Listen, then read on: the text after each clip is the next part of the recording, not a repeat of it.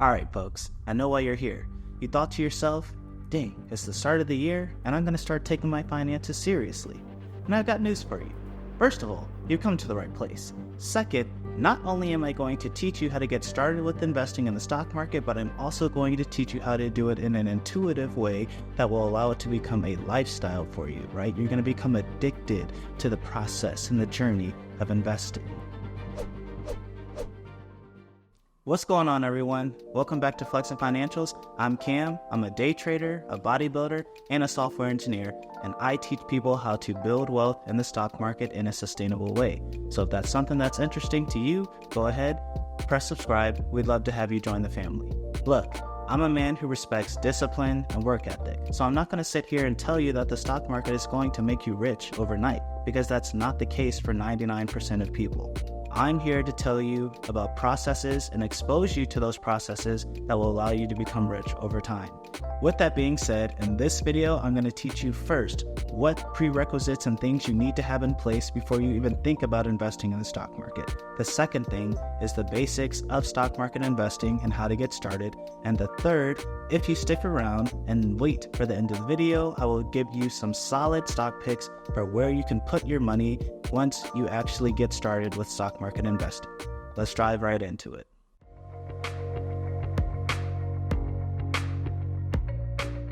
Alright folks, the first requirement that you need before you even consider investing in the stock market is building up an emergency fund of 6 to 12 months of expenses. This is a prerequisite. Literally, if you don't do this, you have no business at all investing in the stock market. You should not be investing money that you could potentially need in the very near future or that you cannot afford to lose. The reality is, all investments carry some type of risk, no matter how safe they may seem. And you don't want to end up in a situation where you need the money that's in the stock market and the stock market just happens to be in a down period. That's what your emergency savings is for. That's where you're going to go and you're going to draw on it, knowing that that money is untouched and that you will have access to it as soon as possible. This is for times where there might be an emergency medical expense or you lose your job or like something like that. That's what the emergency fund is for.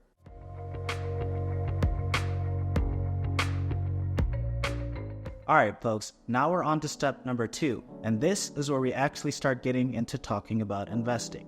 This step may not apply to everyone, but if you have an employer, you need to be asking them about your 401k plan and what the options are.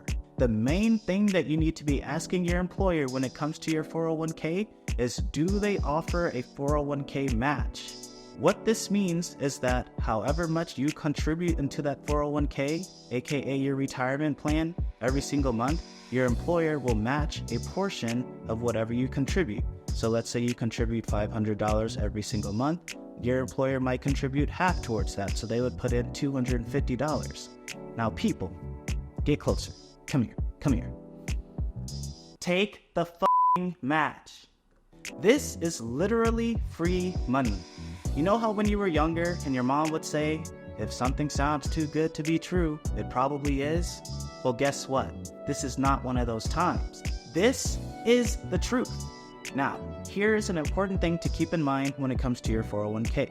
You should only be investing up to the employer match contribution. So for example, if your employer will only match 5% of your salary, then you should only contribute 5% of your salary, right? You contribute 5% of your salary every single month, and then they'll match that 5% every single month. But anything beyond that, you should be putting your money in a different place, which we will talk about in the next step.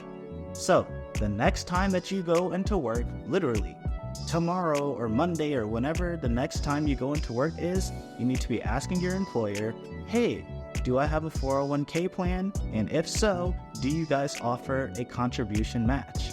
Very important.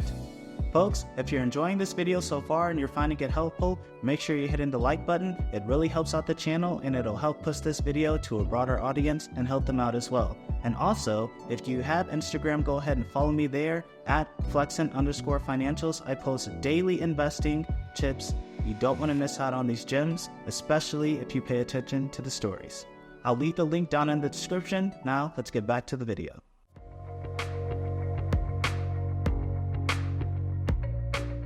Like I was saying at the end of step 2, if you have additional money that you're still trying to contribute towards your retirement and the stock market, the next place that you need to be looking is into a Roth IRA.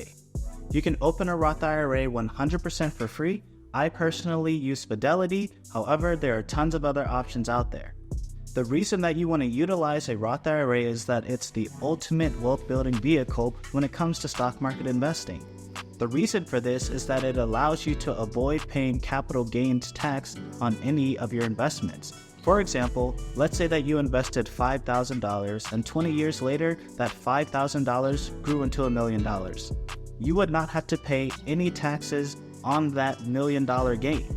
Now, I know that sounds amazing, and it is, but there are some restrictions that comes with this account.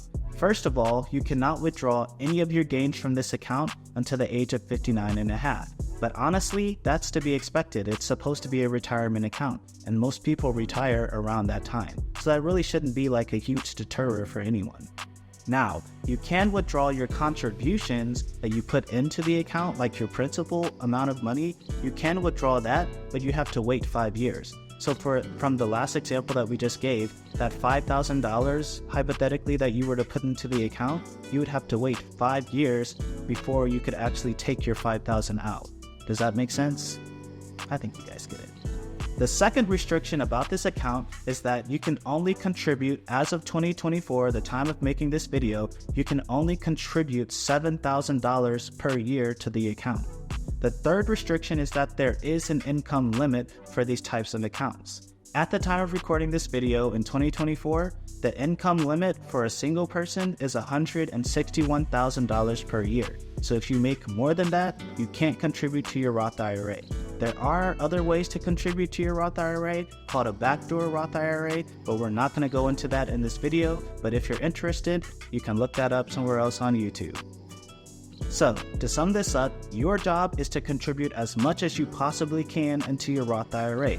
If you can do the full $7,000, that's great. If you can only do a portion of that, that's great too. But your goal should be working your way up to maxing out your Roth IRA every single year.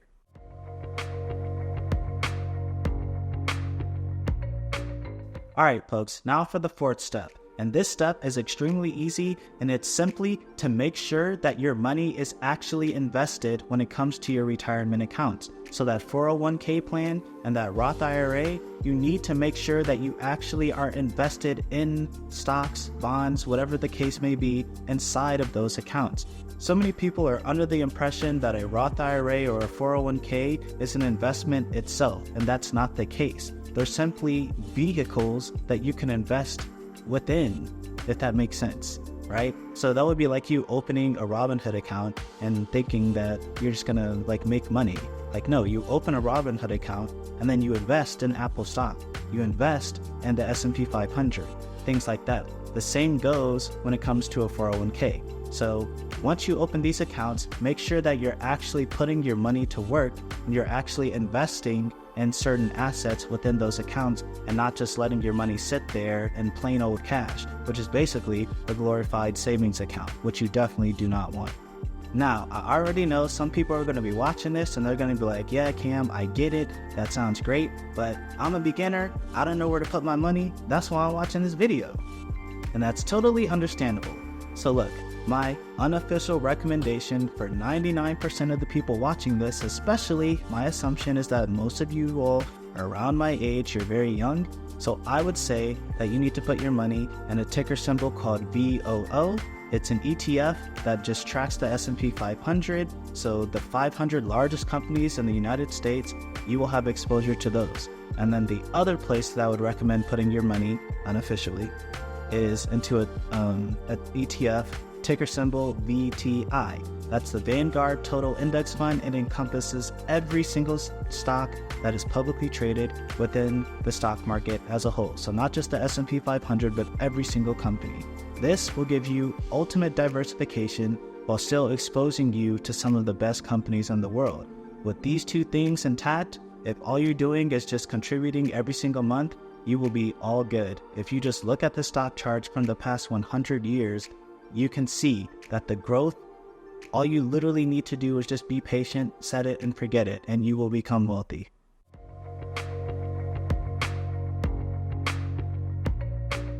All right, folks, we're finally on to step number 5, and this is the final step.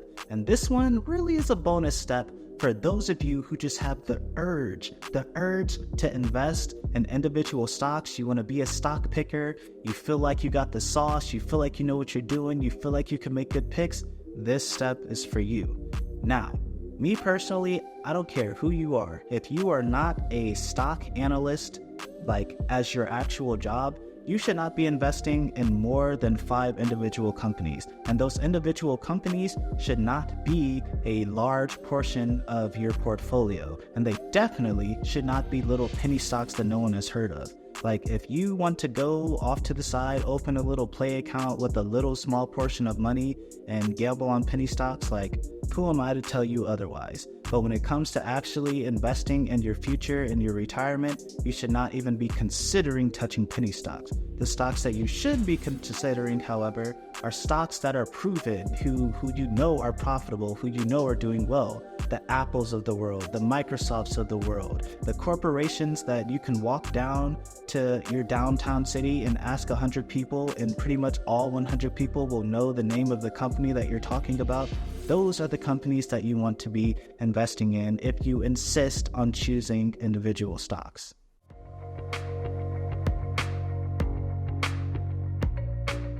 Folks, you have to commit to this in order for it to work out for you. You can't just have investing being a little afterthought where you just sprinkle a little change here and there and expect it to work out. You have to be very intentional. You need to put as much of your remaining check into the stock market, of course, within your means, as much as you possibly can. That's the only way that you're going to become wealthy over time. And the more money that you make, the more money that you should be trying to put into the stock market. Not spend on your lifestyle, not to go buy Gucci bags and whatever.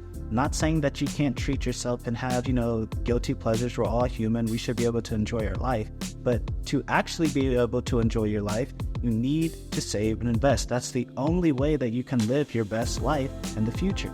So if you found this video helpful, be sure to hit the like button. Again, that really helps out the channel. And if you like this kind of content, be sure to subscribe and share it with your family and friends if you want to see them build wealth alongside you.